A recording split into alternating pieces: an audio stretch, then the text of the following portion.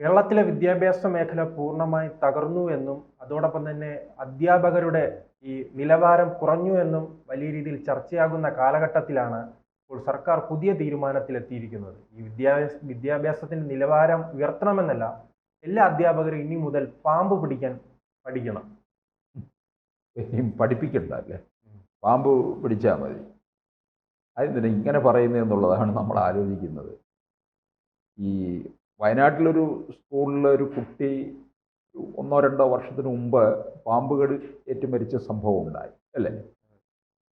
ഇത് യഥാർത്ഥത്തിൽ ചെയ്യേണ്ടത് എന്താണ്? പാമ്പ് സമീപ പ്രദേശങ്ങളിൽ നിന്ന് സ്കൂളിന്റെ ശോചനീയാവസ്ഥ കൊണ്ടാണ് അവിടെ പാമ്പ് വന്നത്. ഈ പ്രത്യേകിച്ച് മലയോര മേഖലകളിലൊക്കെ തന്നെ സമീപത്തൊക്കെ കാട് പിടിച്ചും ഒക്കെ കിടപ്പുണ്ട്. അത് അവിടെ ശുചീകരിച്ച് അല്ലേ, സ്കൂളിൻ്റെതായ അന്തരീക്ഷം നിലനിർത്തി കഴിഞ്ഞാൽ പ്രശ്നമില്ല. അതില്ലാത്തത് കൊണ്ടല്ലേ അവിടെ പാമ്പ് കയറിയത്. അധ്യാപകർ പാമ്പ് പിടിക്കാൻ പോകണമെന്ന് പറഞ്ഞാൽ ഈ അധ്യാപകരാകാൻ പഠിപ്പിക്കുമ്പോൾ അതിനകത്ത് കുറേ കാര്യങ്ങൾ പറയുന്നുണ്ട്. സ്കൂളിൽ ഇപ്പോൾ ഫസ്റ്റ് എയ്ഡ് കരുതേണ്ടത് കാര്യങ്ങൾ അങ്ങനെയൊക്കെയുള്ളത് അറിഞ്ഞിരിക്കണം. എന്തൊക്കെ ഒരു കുട്ടിക്ക് എന്തെങ്കിലും സംഭവിച്ചു കഴിഞ്ഞാൽ ഏത് തരത്തിലാണ് പെട്ടെന്ന് കാര്യങ്ങൾ കൈകാര്യം ചെയ്യേണ്ടത്. പാമ്പ് കടി ഏറ്റാൽ പോലും അത് കുട്ടിയെന്നല്ല ആർക്കായാലും എന്ത് ചെയ്യണമെന്നൊക്കെ നമ്മളൊക്കെ സ്കൂൾ ക്ലാസ്സുകളിൽ പഠിച്ചിട്ടുണ്ട്. പാമ്പ് കടി മാത്രമല്ല, എന്ത് അസ്വസ്ഥത തോന്നിയാൽ പോലും ഏത് തരത്തിലുള്ള പ്രാഥമിക ചികിത്സ ആശുപത്രിയിൽ എത്തിക്കുന്നതിന് മുമ്പ് അത് അധ്യാപകർക്ക് അധ്യാപക പരിശീലന കേന്ദ്രത്തിൽ നിന്ന് കൊടുക്കുന്നുണ്ട്.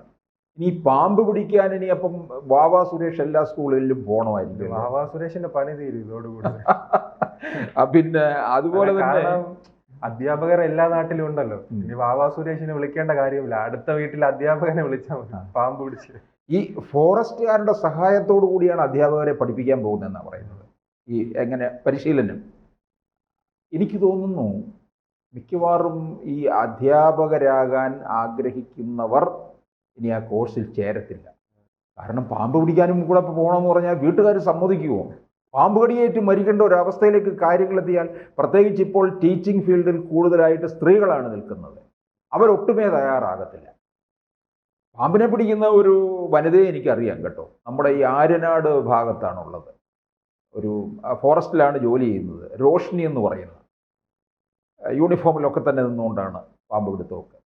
വാവാ സുരേഷിനെ പോലെ പേര് കേട്ടിട്ടില്ല, പക്ഷേ എങ്കിലും നല്ല രീതിയിൽ അറിയപ്പെടുന്നുണ്ട്. വലിയ രാജവെമ്പാല ഉൾപ്പെടെയുള്ളതിനെ പിടിക്കുകയും ചെയ്യുന്നുണ്ട്. വാവാ സുരേഷിന് ഇപ്പോൾ തിരക്കേറുമെന്നാണ് തോന്നുന്നത്. വാവാ സുരേഷ് ഇപ്പോൾ തന്നെ അദ്ദേഹത്തിന് ഊണും ഉറക്കവും ഇല്ല. കാരണം വിളിക്കുന്ന എവിടെയും ഓടി എത്തിക്കൊണ്ടിരിക്കുകയാണ്. ഏതെങ്കിലും വീടുകളിലോ അവിടെ ഇവിടെയെങ്കിലും ഒക്കെ കയറി കഴിഞ്ഞാൽ അതിനെ പിടികൂടാനായിട്ട്. അധ്യാപകർക്ക് ഇതിന് എങ്ങനെ പരിശീലനം കൊടുക്കുമെന്നാണ് മന്ത്രി ശിവൻകുട്ടി പറയുന്നത്. ഇതിന് പ്രത്യേക ആളിനെ നിർത്തി അധ്യാപകർ അതിന് തയ്യാറാകുമോ? അത് യൂണിയൻകാർ ഇതൊക്കെ സമ്മതിക്കുമോ? നമ്മൾ ഈ കൊല്ലത്ത് ഒരു സ്കൂളിൽ നിന്ന് വൈദ്യുതി ഷോക്കേറ്റു കുട്ടിയുടെ മരണമുണ്ടായി. പലയിടങ്ങളിലും നമ്മൾ കണ്ടു സ്കൂളുകളൊക്കെ ഇടിഞ്ഞു വീഴുന്നതൊക്കെ, 5 സ്റ്റാർ ഹോട്ടലുകളൊക്കെ അല്ലേ ഇടിഞ്ഞു വീണുകൊണ്ടിരിക്കുകയാണ്. ഈ വൈദ്യുതി ഷോക്കേറ്റ് മരിച്ച അവസരത്തിൽ നമ്മൾ ചർച്ച ചെയ്ത ഒരു കാര്യമുണ്ട്. എല്ലാ സ്കൂളുകളിലും PTA ഉണ്ട്, പേരൻറ് ടീച്ചർ അസോസിയേഷൻ ഉണ്ട്. അവർ കൃത്യമായി എല്ലാ മാസവും കൂടണം. അതിൻ്റെ എക്സിക്യൂട്ടീവ് കമ്മിറ്റിയും സ്കൂൾ വെൽഫെയർ കമ്മിറ്റിയും ഒക്കെ ഉണ്ട്. അവർ കൂടിക്കൊണ്ട് സ്കൂളിന് സമീപത്തുള്ള ഈ പറഞ്ഞതുപോലെ സമീപത്ത് ചിലപ്പോൾ മാലിന്യ കേന്ദ്രങ്ങൾ ഉണ്ടാകാം, അതൊക്കെ മാറ്റണം. കാട് പിടിച്ച് കിടക്കുന്ന പ്രദേശങ്ങളുണ്ടാകും, അതൊക്കെ മാറ്റിയെടുക്കണം. അല്ല, ഇപ്പോൾ തന്നെ നമുക്കറിയാമല്ലോ, വിദ്യാർത്ഥികളും അധ്യാപകരും ഉൾപ്പെടെയുള്ളവർ വിദേശ രാജ്യങ്ങളിൽ പോയി അവിടെ ജീവിക്കാനും അവിടെ ജോലി ചെയ്യാനാണ് ആഗ്രഹിക്കുന്നത്. ഇത്തരം പുതിയ സംവിധാനങ്ങൾ കൂടി വന്നാൽ ഉള്ളവർ കൂടി അല്ലേ ഈ ജോലി കളഞ്ഞിട്ട് പോകുമല്ലോ. ഉറപ്പായും ജോലി കളഞ്ഞിട്ട് പോകും. അതിനോടൊപ്പം നമ്മുടെ കേരളത്തിലെ പൊതുവിദ്യാഭ്യാസം കൂട്ടിക്കിട്ടും. 2016 അധികാരമേറ്റപ്പോൾ ഇവരുടെ ഒരു പ്രധാനപ്പെട്ട യജ്ഞമായിരുന്നു പൊതുവിദ്യാഭ്യാസ യജ്ഞം. അന്ന് ഞാനൊക്കെ പ്രതീക്ഷിച്ചു കേട്ടോ, ഈ LDF സർക്കാർ അധികാരത്തിൽ വരുമ്പോൾ നമ്മുടെ പൊതുവിദ്യാഭ്യാസം നല്ലതാകും. പക്ഷെ ഇവർ ചെയ്തത് എന്ത് കാര്യമെന്നറിയാമോ? കുറേ ബിൽഡിങ്ങുകൾ കെട്ടിയിട്ടു എല്ലാ സ്കൂളുകളിലും. കുട്ടികൾ കുറവാണെങ്കിലും അവിടെ വലിയ ബിൽഡിങ്. കാര്യം എന്താ? അതിനകത്ത് നേട്ടമുണ്ട്. കിഫ്ബിയുടെ ഫണ്ട് ഉപയോഗിച്ചുകൊണ്ട് വലിയ വലിയ കെട്ടിടങ്ങൾ. നമ്മൾ മന്ത്രി ശിവൻകുട്ടി പറഞ്ഞ കാര്യം ശരിയാണ്. പോകുന്ന വഴിക്ക് സംശയം തോന്നും, ഇത് 5 സ്റ്റാർ ഹോട്ടലാണോ, നിർത്തിയിട്ട് മുറിയുണ്ടോ എന്നൊക്കെ അന്വേഷിക്കാമെന്ന് വിചാരിക്കും. പുറമെ വലിയ കളറൊക്കെ അടിച്ചിരിക്കുന്നു, ചിത്രങ്ങൾ സഹിതം. നമ്മളാകെ മാറി. അപ്പോൾ രക്ഷിതാക്കളൊക്കെ എന്ത് ചെയ്യും? മറ്റ് വലിയ ഈ കോട്ടും ടൈയും കെട്ടി പോകുന്ന സ്കൂളുകളിൽ നിന്നൊക്കെ മാറ്റി ഇവരെ ഇങ്ങോട്ടേക്കാക്കും. പക്ഷേ അകത്ത് നോക്കുമ്പോൾ മറ്റ് ഇൻഫ്രാസ്ട്രക്ചർ ഒന്നുമില്ല. ഇപ്പോഴും പഴയ രീതിയിൽ കിടന്ന് ഈ ചോക്കിട്ട് ഈ അധ്യാപകർ കിടന്ന് പ്രയാസപ്പെടുകയാണ്. ആ ബ്ലാക്ക് ബോർഡ് പോലും നേരെ ഉള്ളതല്ല. അങ്ങനെ പരാധീനതകൾ കൊണ്ട് നിറഞ്ഞതാണ് പൊതുവിദ്യാഭ്യാസം. ഇപ്പോൾ 2026 ഈ പിണറായി വിജയൻ സർക്കാർ 10 വർഷം പൂർത്തിയാക്കി ഇറങ്ങുമ്പോൾ പൊതുവിദ്യാഭ്യാസം പൂട്ടിക്കെട്ടുന്ന അവസ്ഥയിലേക്ക് എത്തും. അതുകൊണ്ട് എന്ത് പറ്റി? ഈ പറഞ്ഞ നമ്മുടെ അൺഎയ്ഡഡ് സ്കൂളുകൾ അങ്ങ് പെരുകി അവരെന്താ ഇഷ്ടം പോലെ പണം കൊയ്യുന്നുണ്ട്. കുട്ടികളൊക്കെ കോട്ടും ടൈയും കെട്ടി പോകുന്നു, ഷൂ ഒക്കെ ഇട്ട്. പേരൻസിന് വലിയ സന്തോഷമാണ്. ചുണ്ടിൽ അത്യാവശ്യത്തിന് ഇംഗ്ലീഷും വിരിയും. ഇതാണ് എല്ലാ രക്ഷിതാക്കളും കാണുന്നത്. പക്ഷെ മികച്ച അധ്യാപകരുള്ളത്. ഇത്ര ഐഡിയകൾ ശിവൻകുട്ടിക്ക് പറഞ്ഞു കൊടുക്കുന്നത് ആരാണെന്ന് കണ്ടെത്തണം. അത് ശിവൻകുട്ടി തന്നെ ആയിരിക്കണം. അല്ലെങ്കിൽ SFIയിൽ ശിവൻകുട്ടി SFIയിലൂടെ കടന്നു വന്ന ആളല്ലേ. അപ്പോൾ അന്നത്തെ ചില SFIക്കാരൊക്കെ ഉണ്ടാകാം, അല്ലെ ഇന്നത്തെ ചില SFIക്കാരൊക്കെ ഉണ്ടാകാം അഡ്വൈസർമാരായിട്ട്.